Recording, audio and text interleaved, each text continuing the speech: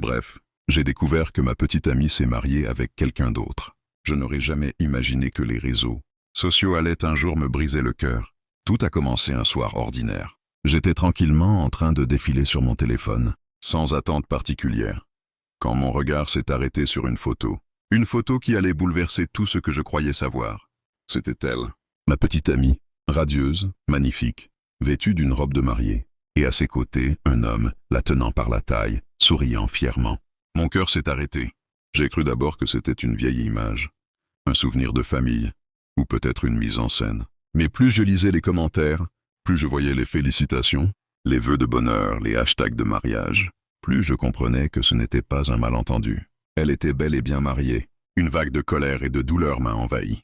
J'avais du mal à respirer, comme si le sol s'ouvrait sous mes pieds. Comment avais-je pu passer à côté? Comment avais-je pu croire à chacune de ses paroles, de ses gestes, de ses promesses? Tous nos moments, nos projets, nos confidences, tout semblait vrai. Et pourtant, derrière ce sourire qu'elle me donnait, il y avait une vérité qu'elle avait soigneusement cachée. Cette nuit-là, impossible de dormir. Je me suis tourné et retourné dans mon lit, cherchant à assembler les morceaux du puzzle. Je relisais nos messages, à la recherche d'indices que je n'avais pas su voir. Ses excuses soudaines, ses absences répétées, ces week-ends où elle disparaissait sous prétexte de se reposer. Tout prenait un nouveau sens. Et moi, aveuglé par mes sentiments, je n'avais rien vu venir. Au matin, j'ai compris que je ne pouvais pas rester dans le doute. Je devais affronter la vérité. Je l'ai appelée.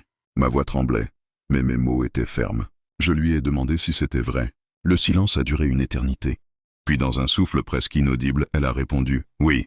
J'ai senti mon cœur se briser. Elle a essayé de m'expliquer, de se justifier. Elle m'a parlé d'un mariage arrangé, d'une union imposée par sa famille, d'une obligation qu'elle n'avait pas choisie. Elle a juré que ce qu'elle vivait avec moi était sincère, que ses sentiments étaient réels, qu'elle ne voulait pas me perdre. Mais au fond, ses paroles ne changeaient rien, au fait qu'elle m'avait caché la vérité depuis le début. À cet instant, j'ai compris que je n'avais que deux choix. Soit j'acceptais de vivre dans l'ombre, de rester ce secret qu'elle cacherait toujours, soit je reprenais ma liberté, même si cela signifiait perdre celle que j'aimais. J'ai pris une grande respiration, et j'ai dit calmement « Je t'ai aimé sincèrement, mais je refuse d'aimer à moitié ». Puis j'ai raccroché. Le silence qui a suivi était lourd, presque insupportable. Mais je me suis senti paradoxalement plus léger, parce qu'au fond, la vérité, aussi douloureuse soit-elle, vaut toujours mieux que le mensonge.